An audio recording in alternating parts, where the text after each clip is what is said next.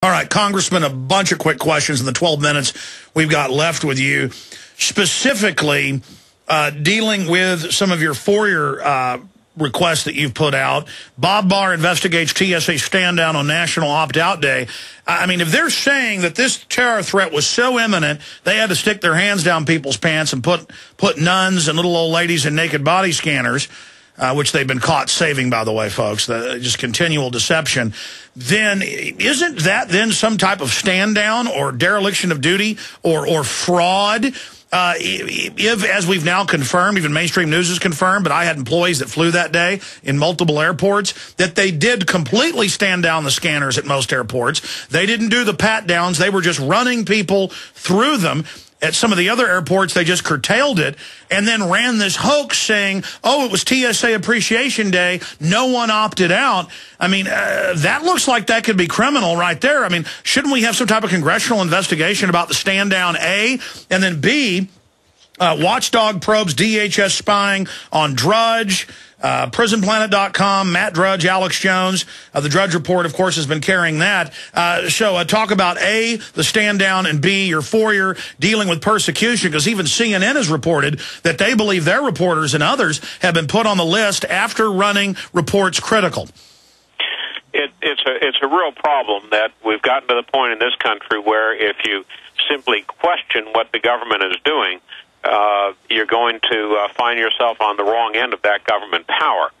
We see it in a number of areas, Alex. We see it when citizens simply use a camera video or a handheld video to record what police are doing in the public arena, where they appear to be beating up somebody or taking action that they shouldn't, and having then the police come after the people that are videotaping, recording what is being done in the open. Yeah, there's no perception. I mean, you know, as a congressman and lawyer and everything else, there's no perception of privacy. So why do the cops march over 200 yards and then beat you up and arrest you for videotaping them? It's a problem, and we see the same thing with regard to some of the folks that have had what seems very clearly to be vindictive retaliation against them by TSA simply for raising some questions or objecting to what's been going on.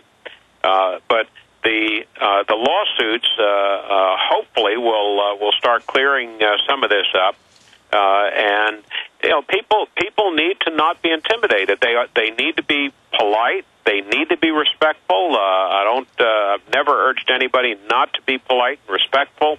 If the government appears to be doing something that you know not to be proper and that your rights are being violated.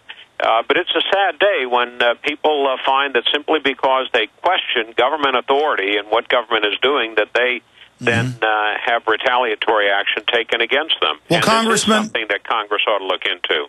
So this, I'm sorry to interrupt, so that is something Congress should look into? Absolutely, they should. The two committees that I indicated, the Government Reform Committee that will be chaired by Darrell Issa of California, and the Transportation Committee that will be chaired by John Mica of Florida.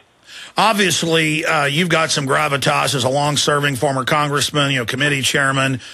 You were also in the CIA for many years. Hopefully they won't ignore your organization's FOIA request. I don't think it should be called a request. It's a demand under law, but they ignore it so often, as you know. But I've tried to get my FBI file, and they won't even respond. I got a lawyer involved. They said national security. Lord knows what's in that thing. Do you think you'll get any success getting this information from the TSA? And if you do, what's the time frame generally? These things can take a long time, unfortunately, a lot longer than they should. We hope to have the records within 20 days, although they may respond that it takes longer for some reason or whatnot. I'm hopeful that we'll get at least some good information from the FOIA request that we sent in on the 29th of November.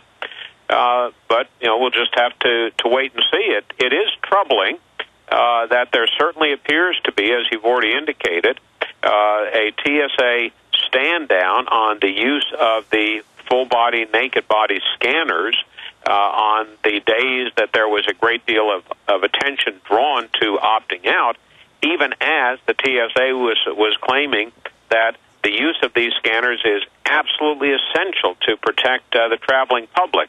You can't have it both ways. Absolutely. A few final questions. Jesse Ventura, the former governor, has talked about being groped here on air. Ron Paul talked about, I said, did they touch your genitals? He said, yes, it's totally disgusting. Other congressmen I've had on have said, yes, they've been groped. But then senior committee chairmen and cabinet members and Obama people, if they're not on private jets, they are exempt. So, A, have you been groped, Congressman, as someone who flies a lot? And B, what do you think of the fact that some people in government are exempt? Well, it's always, I always get a kick out of these big wigs in government, saying, it's okay for the American public. Don't worry, these are essential steps, and they're not unconstitutional, and they're not too invasive, but they won't go through them. Even a few weeks ago, for example, when Secretary Napolitano of the Department of Homeland Security was at an airport for a news conference announcing the installation of a bunch of these naked body scanners, she was asked, I think, by the media to go ahead and go through and show us how it works, and she refused. These top government folks, they don't live like the rest of us. They don't have to put up with this nonsense, so it's easy for them to say that everybody else ought to do it. And even some of those who are not in top cabinet level or sub-cabinet level positions, but, for example, may have so-called security details that travel with them, don't have to go through the same procedure. So here again, it's very easy for them to... Well, the UN Diplomatic Corps. I mean, the UN Diplomatic Corps doesn't have to, but I mean, have you specifically been touched inappropriately by the TSA? Yeah, I went through one a few weeks ago, and was told to go through one of the naked body scanners, which I will not do, and therefore was pulled aside for a manual search. And I asked the TSA employee, I said, do you have a suspicion that I'm doing anything wrong that, as the basis for the search? And he said, oh, no, not at all. And I said, well, then on what basis are you proposing to search me in this way? Well, you opted out. So I said, well, let me get this straight. Because you opt out of one unconstitutional search, that it provides the justification for another unconstitutional search. I mean, these are just circular arguments. They don't know what they're doing, but Sure. It has precious little, Alex, as you've already indicated, to do with real security. Sure. Congressman, specifically, though, because we need this on record, I mean, did they give you the crotch pressing? No. Oh, good. So he didn't do that to you? No. It was a very intrusive search, but I don't know what I would do if somebody tried that. But no, they didn't go that far.